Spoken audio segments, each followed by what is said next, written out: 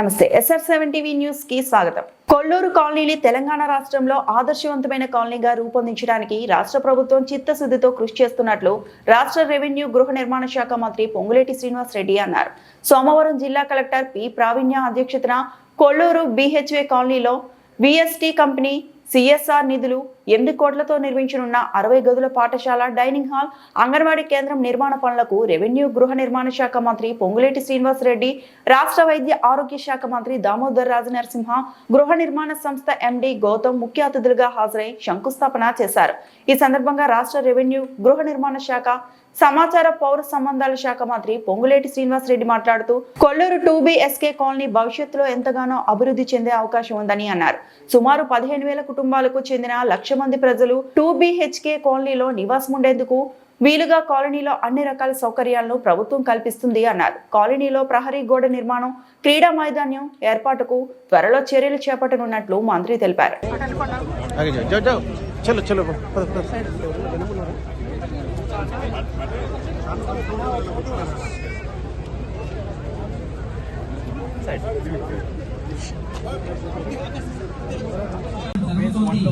అదేవిధంగా 3 కోట్ల విలువతో కూడిన పార్టీ స్థలాల్లో చేపట్టనున్నది. దానికి సంబంధించినటువంటి ప్రభుత్వం CHC కూడా యూఆర్ ప్లానింగ్ దేర్ సో అంటే ఇది షార్ట్ స్కూల్ ఇప్పుడు మనం ఇంకా ఆల్రెడీ ఒక బ్యాంకెట్ హాల్ ఉంది, అక్కడ స్కూల్ టెంపరీ నడుపుతున్నారు. కలెక్టర్ గారు రీడిప్లాయ్ చేసి స్టాఫ్ని నడుపుతున్నారు సార్.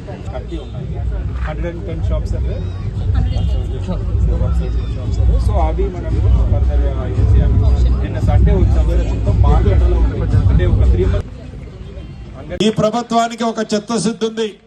విద్యకి, వైద్యానికి సామాన్య ప్రజలు ఎక్కడా ఇబ్బంది పడొద్దని, ఎన్ని ఇబ్బందులున్నా, ఎన్ని కష్టాలున్నా, రాష్ట్ర ఆర్థిక పరిస్థితి అనేక ఒడదొడుగులున్నా వాటన్నిటినీ అధిగమించి విద్యకి, వైద్యకి సామాన్య ప్రజలు రాష్ట్ర వ్యాప్తంతో పాటు మన కొల్లూరు కాలనీలో నివసించే వాళ్ళు కూడా ఇబ్బంది పడొద్దన్నది ప్రభుత్వానికి చిత్తశుద్ధి ఉంది. అంత క్లారిటీగా గౌరవ ముఖ్యమంత్రి రేవంత్ రెడ్డి గారు కూడా చెప్పడం జరిగింది. అంతేకాదు ఇక మిగిలిన రేషన్కి సంబంధించింది చెప్పారు. ఇందాకనే అధికారులు చెప్పాను. గౌరవ ఉత్తమ్ కుమార్ రెడ్డి గారు కూడా ఇప్పుడే మళ్ళీ ఫోన్ చేసి మాట్లాడారు. ఎప్పుడంటే అప్పుడు నేను ఇంకా 15వ తారీఖు అన్నాను. 15వ తారీఖు కూడా అవసరం లేదు కలెక్టర్ గారు.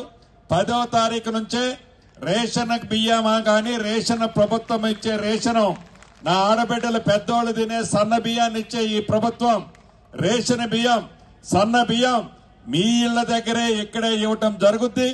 దాన్ని ఈ నెల 10వ తారీఖు నుంచే కూడా ఇస్తారని కూడా తెలుపుతున్నాను. ఇంకా 1-2 విషయాలు అడిగారు. గౌరవ ఒక పోలీస్ స్టేషన్ కావాలని అడిగారు. తప్పకుండా ఇమీడియట్లీగా ఇవాళ 3వ తారీఖు 10వ తారీఖు లోపే ఇక్కడ ముందు అర్జెంటుగా అవుట్ పోలీస్ స్టేషన్ ఒకటిని ఏర్పాటు చేయమని అధికారులకు ఆదేశించడం జరిగింది.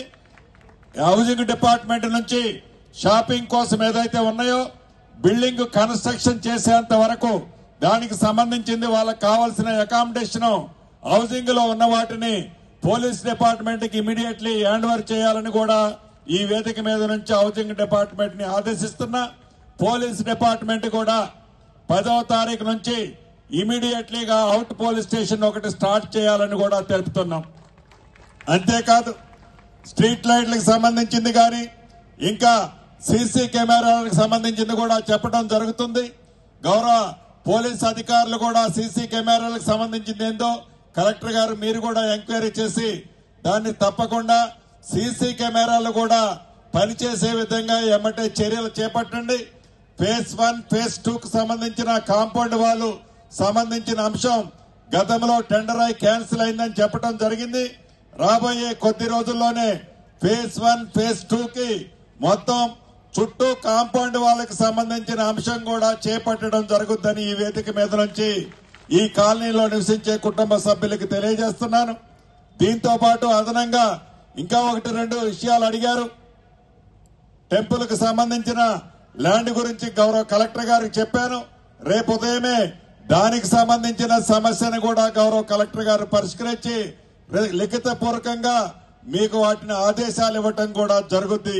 శ్మశాన వాటికి సంబంధించింది కూడా శ్మశాన వాటిక సంఘంలో కూడా ఏవైతే ఇంతకు ముందే శంకుస్థాపనలు చేశాం వాటికి కావాల్సిన ఇంకా అదనంగా నిధులు కావాల్సి వస్తే ఆ నిధులను కూడా ఇచ్చే దాంట్లో ఈ ప్రభుత్వం వెనకడుగు వేయదని కూడా ఈ వేదిక మీద నుంచి మీకు తెలియజేస్తున్నాను.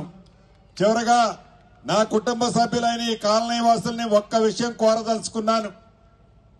ప్రధానంగా ఇంత పెద్ద కాలనీ వివిధ ప్రాంతాల నుంచి వచ్చే నివసించినప్పుడు చిన్న చిన్న సమస్యలు వస్తుంటాయి. ఒక తండ్రికి ఒక కుటుంబంలో 3 పిల్లలుంటే ఆ 3 పిల్లల మధ్యలోనే చిన్న చిన్న భేదాభిప్రాయాలు వస్తాయి, రావటం సర్వసాధారణం. అదేవిధంగా వివిధ ప్రాంతాల నుంచి వచ్చి నివసించేటప్పుడు ఎప్పుడు చిన్న చిన్న విషయాలు వస్తుంటాయి. వాటిని పరిష్కారం కావాలన్నా మీరు నివసించే టవరు భవిష్యత్తులో మరింత మెయింటెనెన్స్ కావాలన్నా మీరు ఒక కమిటీ అనేది అవసరం ఉంది. ఆ కమిటీ సొసైటీకి సంబంధించినది. డిలే మీ ద్వారా అవుతుందని అధికారిని పిలిచి డీసీఓని పిలిచి అడిగితే చెప్తున్నారు. నేను డీసీఓని ఆదేశించాను. గౌరవ మంత్రివర్యులు తుమ్మల నాగేశ్వరరావు గారితో రాత్రి చెప్పాం, అధికారులకు చెప్పారు. ప్రభుత్వం మీరు 10 రోజుల్లో అన్ని సొసైటీలు ఏర్పరచుకుంటే ప్రభుత్వం దాన్ని పూర్తి చేయడానికి సిద్ధంగా ఉంది. మీరు సొసైటీలో ఏర్పరచుకున్నట్లయితే మీ కష్టాలు నష్టాలు ఆ కమిటీ వాటిని పరిష్కరించే అవకాశం ఉంది. డీసీఓ గారు చెప్పిన దాన్ని బట్టి ఇప్పటికే ప్రత్యేకంగా 18-19 మంది అధికారుల్ని ఇక్కడ పంపించి ఇక్కడ ఉంటున్నారు. వాళ్ళ ద్వారా ఈ నెలాఖరు లోపు చేస్తామని అంటున్నారు. కానీ నెలాఖరు దాకా అవసరం లేదు.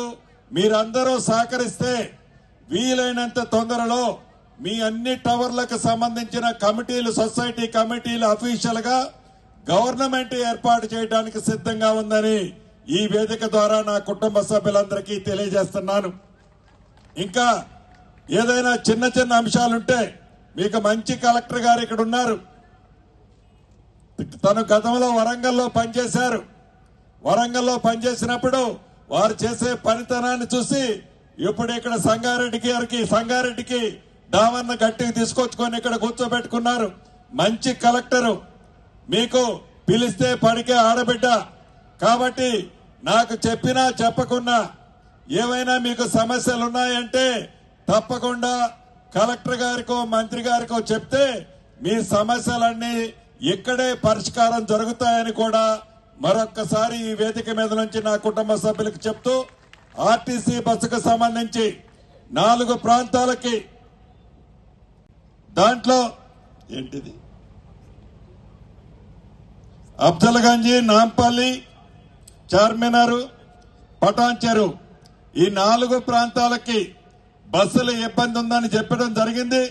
ఆ శాఖ మంత్రివర్యులు కూడా ఈ రోజు రావాల్సి ఉంది. అనుకోకుండా ఒక దురదృష్టకరమైన సంఘటన ఎప్పుడు ఉమ్మడి ఆంధ్రప్రదేశ్ లోనే కాదు ఎక్కడా జరిగిన పొద్దున్నే ఒక భయంకరమైన సంఘటన జరిగి ఆర్టీసీ బస్సులో సుమారు 19 మంది కంకర లోడ్ పడి చనిపోయారు. గౌరవ మంత్రివర్యులు అక్కడికి వెళ్లిన కారణంగా ఇక్కడికి రాలేకపోయారు. కాబట్టి తప్పకుండా ఆ 4 ప్రాంతాలకు కూడా మరిన్ని బస్సులు డైరెక్ట్ గా రాబోయే వారం 10 రోజుల్లో ఏర్పాటు చేస్తామని కూడా ఈ వేదిక ద్వారా నా కుటుంబ సభ్యులైన ఈ కాలనీ వాసులందరికీ మరొక్కసారి చెప్తూ, మీ ప్రేమ, అభిమానం, ఆత్మీయత ఎప్పుడూ రాబోయే రోజుల్లో ఈ ప్రభుత్వం మీద ఉండాలని మనస్ఫూర్తిగా కోరుతూ